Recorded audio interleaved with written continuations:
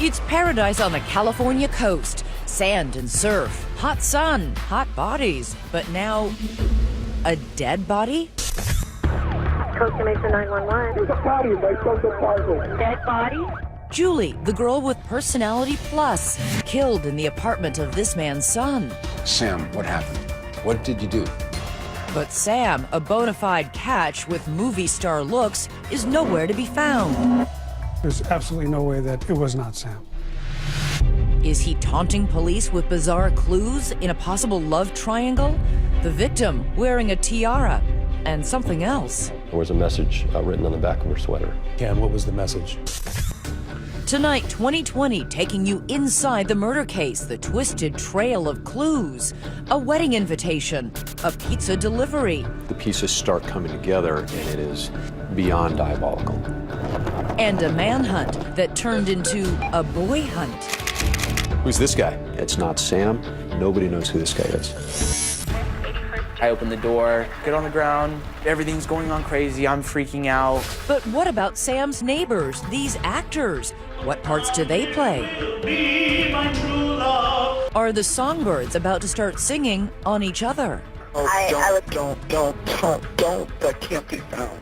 No, babe, I'm gonna do it. Are they sticking to the script or going off it? Way off. Yes, I saw the mommy. Is that what you want to hear? No? We want to hear the truth. Tonight, you will. Mystery in Apartment 410. Good evening, I'm David Muir. And I'm Elizabeth Vargas. Imagine you're living in an apartment complex. So many neighbors, so many secrets behind all those doors. But the mystery in Apartment 410 puts someone behind a different door, a prison door. And a family tonight now struggling with the loss of their beautiful young daughter. And that's just the start of this mystery tonight behind that apartment door. Tonight, all eyes on what happens next. Life or death for the villain. Here's Jim Avila. She is the picture of today's American girl, an immigrant's daughter, dancer, college student, and free spirit, Julie Kibuishi, born in Southern California, thriving in the golden sunshine, respecting her Japanese heritage, but thoroughly embracing what it means to be 23 along the beaches and freeways of the OC, sun-soaked Orange County, California. I would say Julie is definitely an all-American Japanese girl. She liked to sometimes bow, just her kindness. Kindness. That's the word you hear over and over to describe Julie, a quality no one ever expected could be her undoing. Coast Mesa 911. There's a body in my son's apartment. Is it a female or a male? It's female. It couldn't be Julie, could it? The innocent, lively, creative young woman with a big circle of friends, most of them known well by her parents. And her friends and the people she hung out with, never any danger. No. Nothing really for a mother to worry about. My kids, they didn't go anywhere that they should not to go. But Mom had never met the new man in Julie's life, 26-year-old Sam Hare, older and much more experienced in the world. Julie meets him at community college. He's a handsome combat vet, even a hero with Bradley Cooper looks, who served in Afghanistan and is now home in Orange County, pursuing his college degree and a little fun along the way. Larger than life, gregarious, and by all accounts, easy to like. I hope you're taping this for my mommy back home.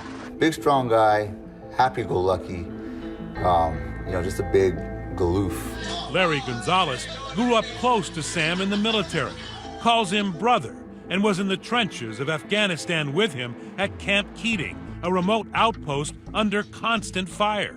It can range anywhere from half an hour to hours. And all those months in the front lines had an effect on Sam Hare. Like too many of our returning soldiers, he showed signs of PTSD. Ruben Salas is a Marine combat veteran and one of Sam's best friends. He'll have those nightmares. That's got to be pretty scary, huh? For him, it was very traumatic.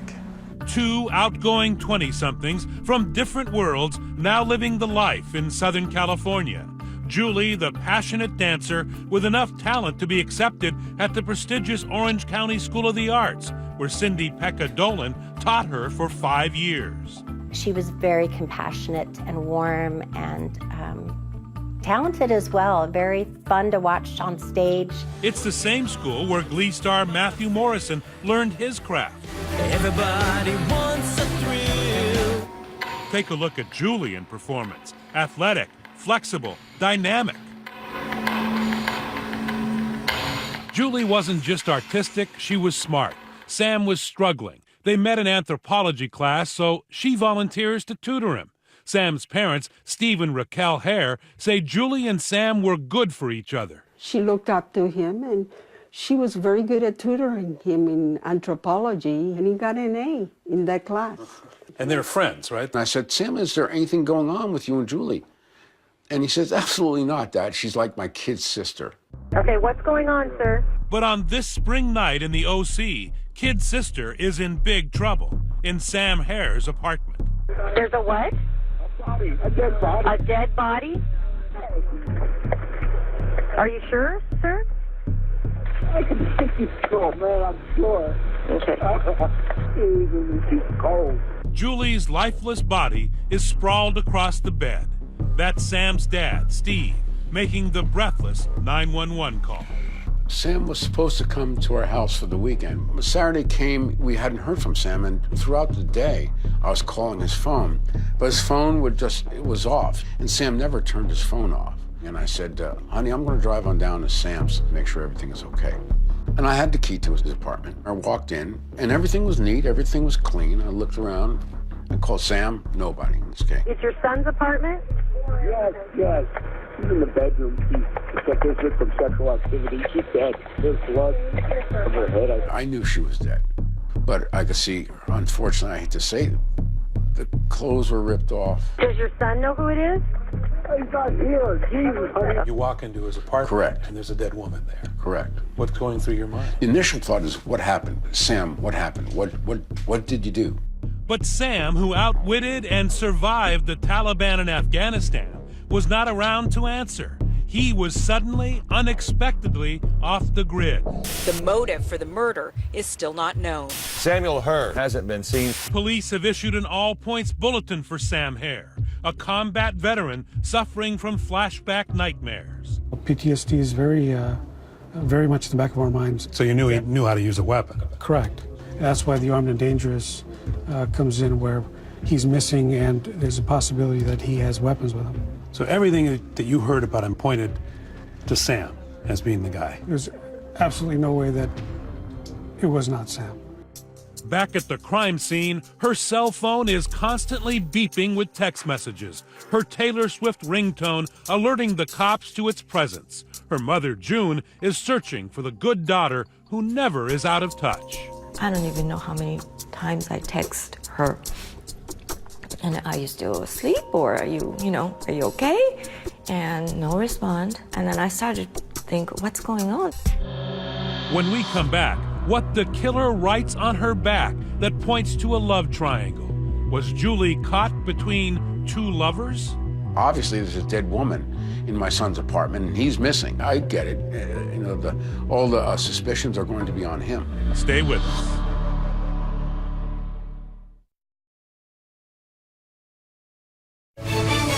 .2020 continues with Mystery in Apartment 410. First, we're going to start off with a very shocking story. It's out of California. Julie Kibuishi is murdered. A gunshot to the head, found in her friend's bachelor pad apartment. There's no sign of struggle here, no sign of Sam. By his bed, an unused knife, a couple of books, a combat how-to, and the other on the wonders of sex. Out back, a barbecue on the patio. Everything neat and in its place. And on the counter, a wedding invitation for Sam's downstairs neighbors, his good friends, actors Dan Wozniak and Rachel Buffett. Now, the Costa Mesa police have released a photo and vehicle description hoping to locate a 26-year-old man suspected of killing.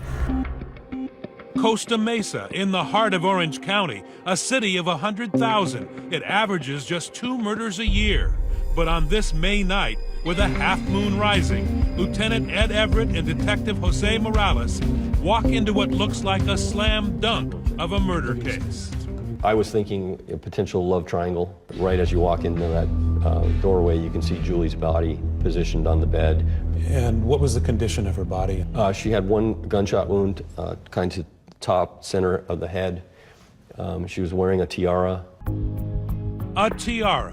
When Julie is murdered, she's wearing a crown. Her last night began as one of the happiest in her life. She had a dinner date with her big brother Taka to help plan his wedding. Her mother June remembers her practically bouncing out the door. His fiance asked her to become a bridesmaid. She gave her the tiara. That was pretty special for her too, right? Yes. She didn't take it off. It was getting late, close to midnight, but Sam is desperately texting her. Messages that were still on her phone when police found it in her purse in Sam's apartment. The text messages were very important. Sam texts he is out helping his downstairs neighbor Dan Wozniak, the actor buddy, short on funds, getting married and freaking out over how he'll pay for his wedding. Helping Dan, then headed to Folks for weekend. But less than 2 hours later, Sam seems suddenly in distress, texting Julie, "Can you come over tonight at midnight alone? Very upset. Need to talk." Then, "Jesus, I really just want to talk. I need someone I trust." Julie responds, "I'm here for you like family." And those were not the only messages on the night she was murdered. Police discover another more vile text. This one handwritten by the killer on Julie's body. There was a message written on the back of her sweater. And as cleaned up as you can, what was the message? It was, "F you, all yours." The working police theory? We looked at the phone and thought, okay, maybe he's drinking, using drugs, and there was an incident, and he just snapped and, sexually assaulted her and wound up killing her and then fled. Now, they just have to find Sam. Police say the 26-year-old has disappeared. Neighbors say his bicycle sits outside his apartment, but his vehicle is gone. His passport was missing. His car was missing. Orange County Senior Deputy District Attorney Matt Murphy is supervising the case from the first call and says there is little mystery here. I'm looking at everything going, come on, guys, this is obvious. You're going to find Sam. He's going to be our killer. The final clue for police and Murphy, a big red flag. Sam Hare, the war hero's background check. He's been in big trouble before. He was arrested for murder. He was tried for murder. A murder charge points to Sam. Squarely. Absolutely. It points it with a neon sign. Turns out Sam had been accused as a young man of luring a friend to a parking lot where he was killed by gang members. The charges didn't stick. He was acquitted. But if you're a cop investigating a murder... We thought, okay, if he has this, he's predisposed and maybe he did it again. 2 days after Julie's body is found, the big break.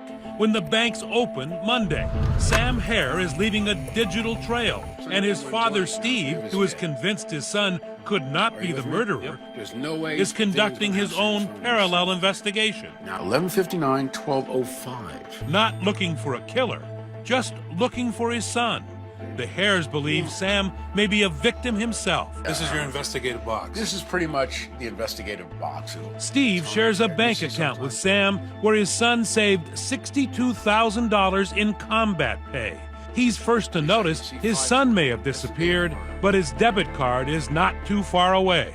I went on the computer and I saw there was activity.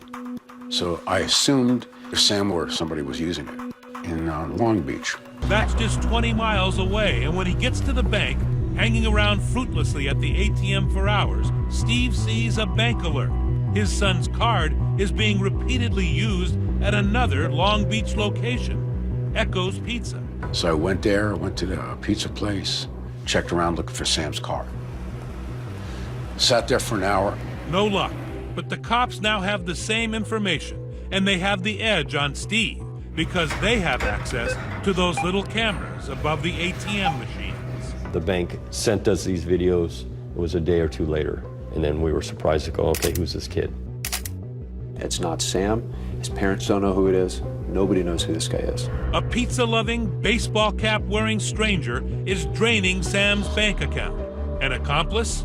A kidnapper? A killer? Stay with us.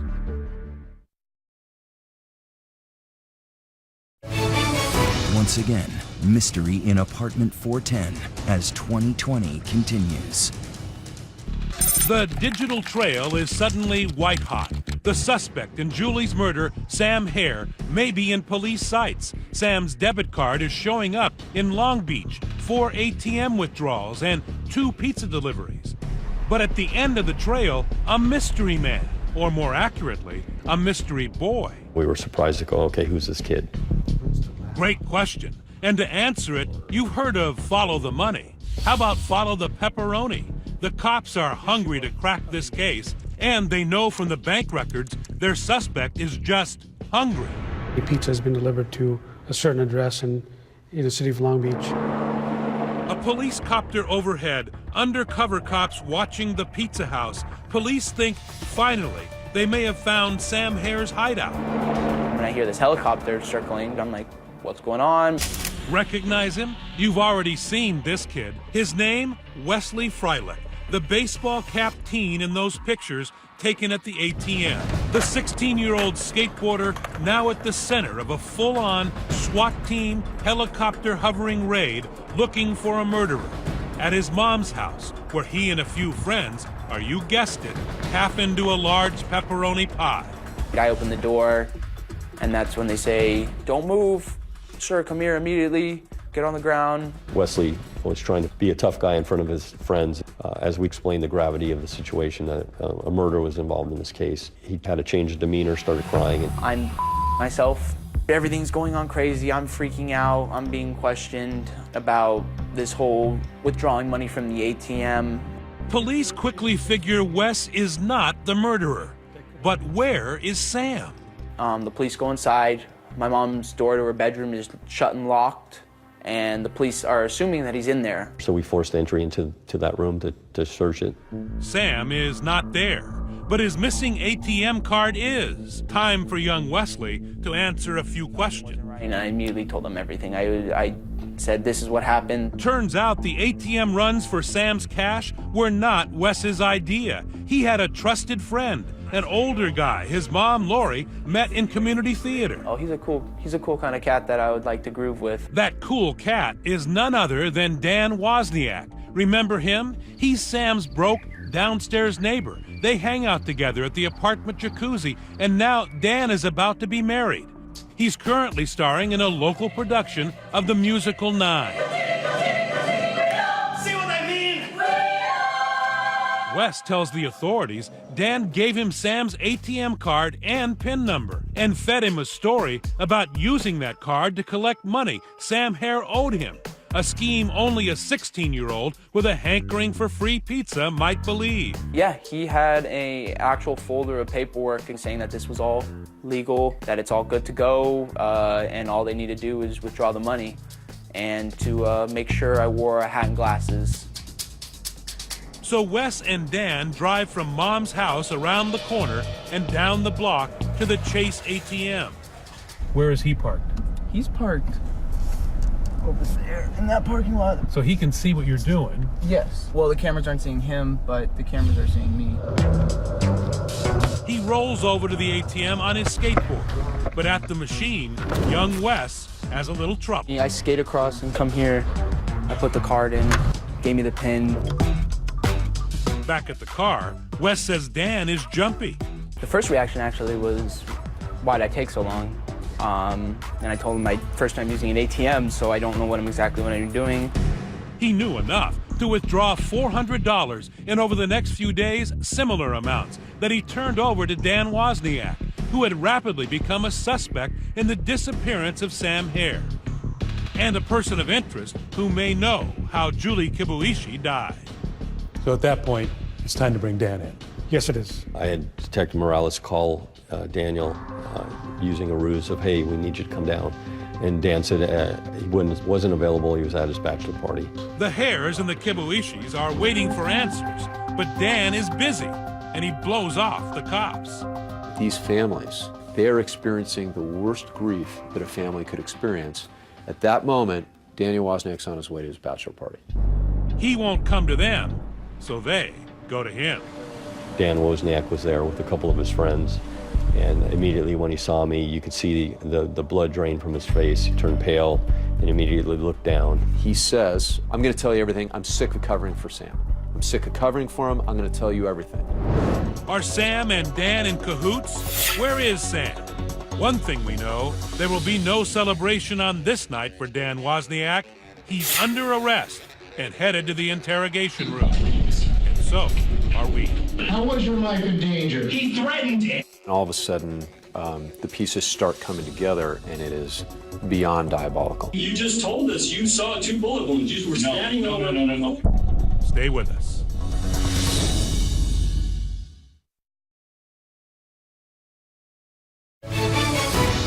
'20 continues with Mystery in Apartment 410.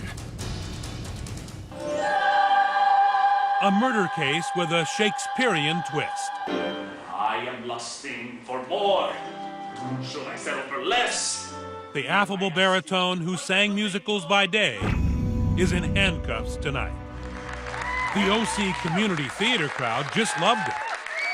And here you are acting together, huh? You and Dan? This is our... Wes's mom, Lori Freilich, often performed with Dan Wozniak. He was just such a fun guy. He was fun. He was a good actor. The man who in between acts was planning his wedding and apparently draining his buddy Sam's bank account to do it. Did he have money problems? Always had money problems. You know, constantly going from one job to another. Hi, my name is Dan Wozniak. I'll be playing the role of John Davis. Money is a constant dilemma for Dan. He's about to marry Rachel Buffett. And you will be my true love. Here she is as his co-star in that musical 9. Dan had no full-time job, and now he is in full-blown crisis, needing to finance his wedding and honeymoon. Just as police are picking him up from his bachelor party and taking him to this interrogation room. Daniel was sitting here in this chair. It is to be a long night of questioning about how he came to possess and then manipulate a naive teenager to use Sam Hare's ATM card. And while we're at it, where is Sam? I don't know. Lieutenant Everett has a prime seat in front of the monitors in the detective room. Yeah, my role was to watch the interview and see if there's something that they may not be picking up on. What he sees is a performance worthy of Nathan Lane. Oh my God. Dramatic. Sometimes even over the top. I don't know. I'm sorry. I don't know what else you want me to say.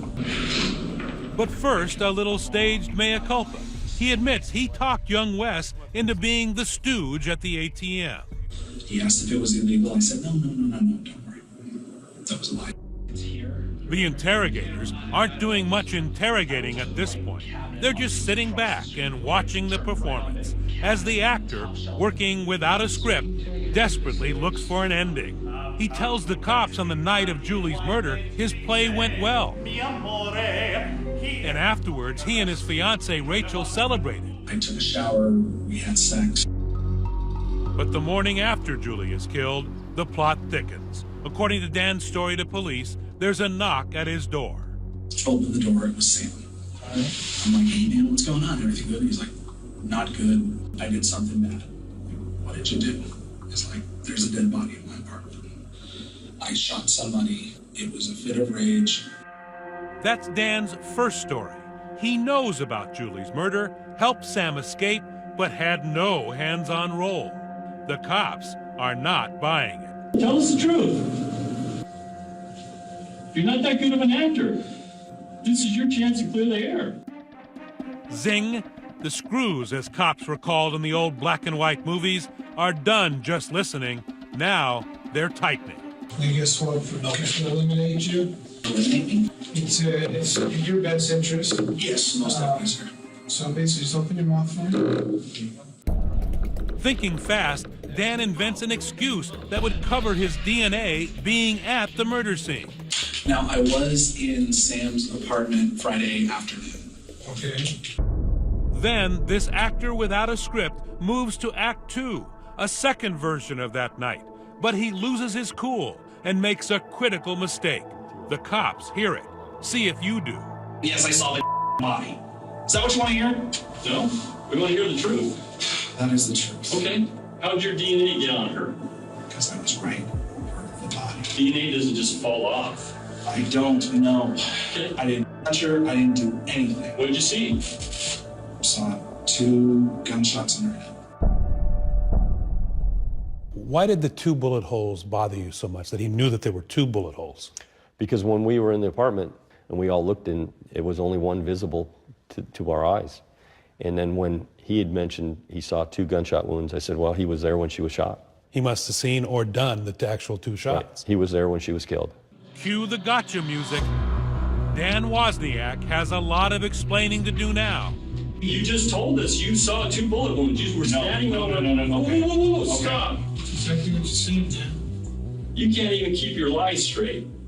His story kept changing. I think he thought that his acting ability was going to carry him through this performance, so to speak, and it wasn't doing it. Detectives send Wozniak back to his cell. With the gravity of the situation sinking in, he asks to call his fiancée, Rachel. Hello? Hi, baby.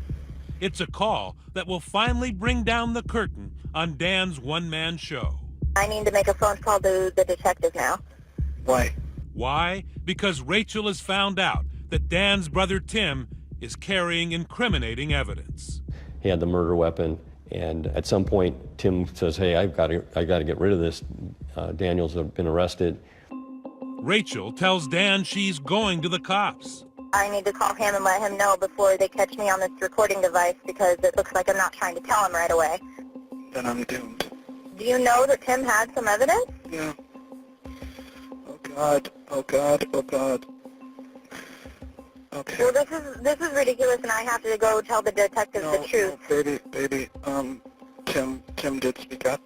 Only to me so far, and it was in passing. I said, I'm going to the police station right now. Danny's been arrested. He started freaking out. No, don't. That can't be found. No, babe, I'm going to do it without the sound. Listen to me. No. What? Trust me, please. You realize they're recording this phone conversation anyways. You're being an absolute ass to try and lie again. And that's when he decides to let the jailer know, hey, I need to speak to the detectives. Up next, the final act. Do you want to talk to us, yes or no? Yes. Okay. The chilling truth about Sam Hare, the war hero, from the voice of the man who knows where he is. It's borderline fun. Is that what you want to hear? Stay with us.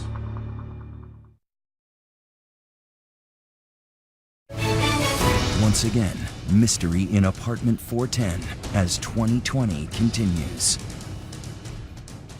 Sunset at Eisenhower Beach along Southern California's Riviera coast. Doesn't get much better than this. It's where community theater actors Dan Wozniak and Rachel Buffett plan to marry, and then honeymoon aboard a cruise ship right after their musical 9 closes in a couple of days.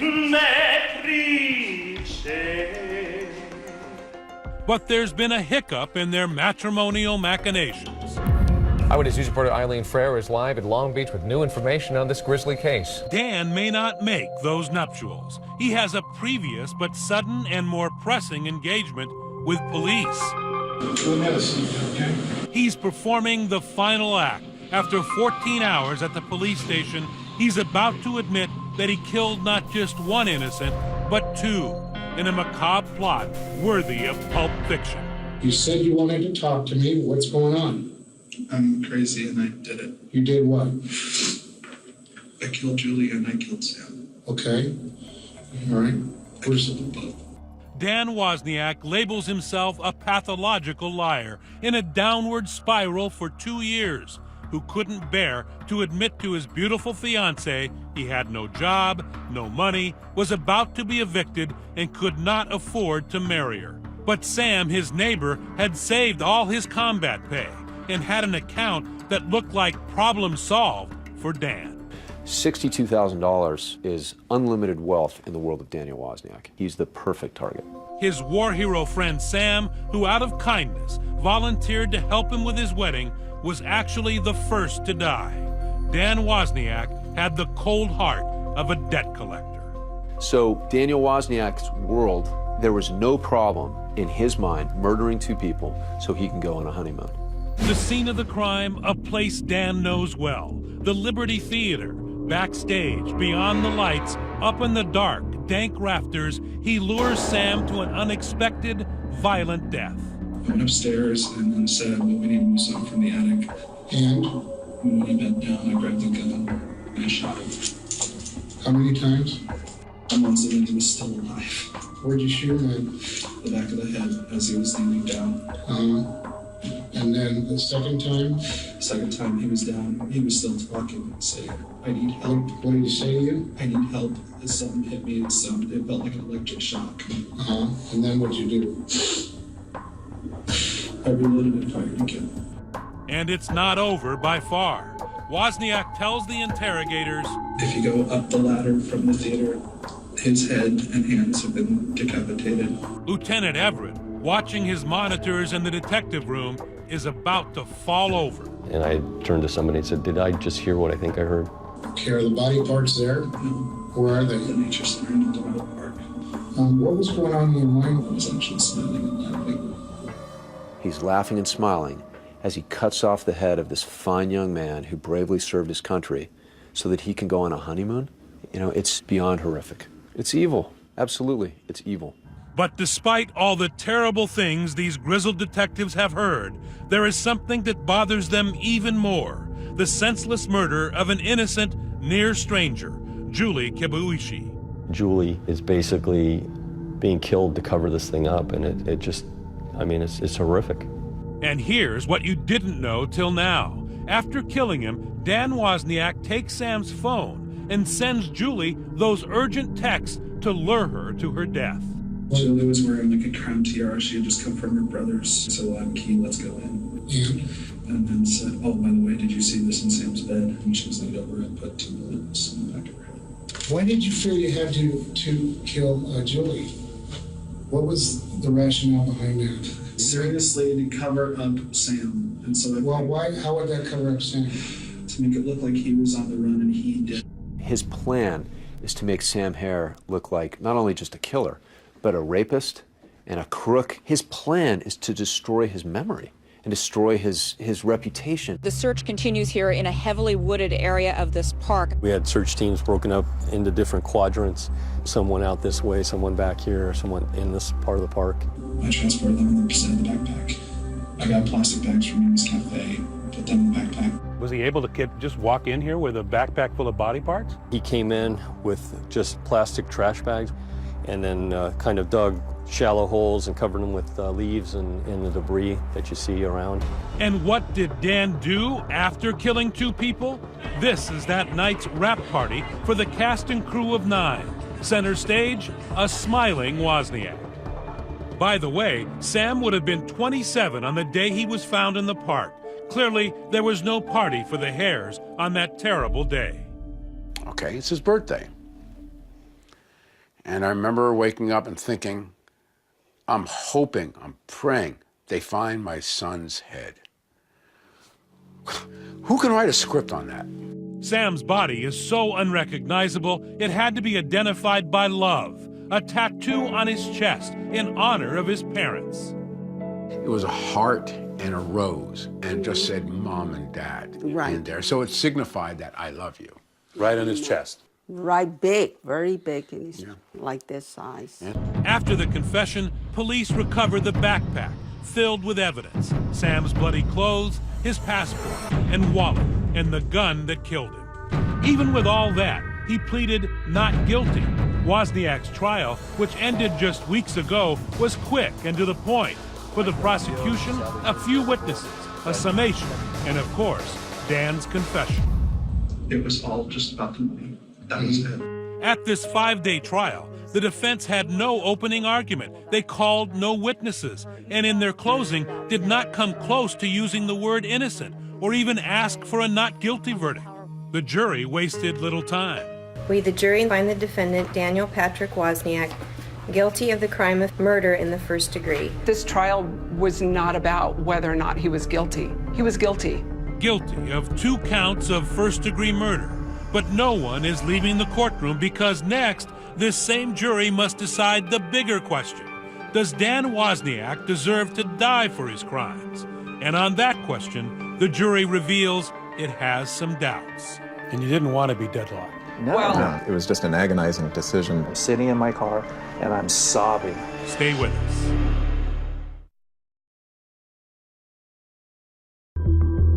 It was a lightning-like guilty verdict. 5-day trial, 2-hour deliberations. And now the jury is called back to decide if the now 31-year-old actor and conman Daniel Wozniak should live or die.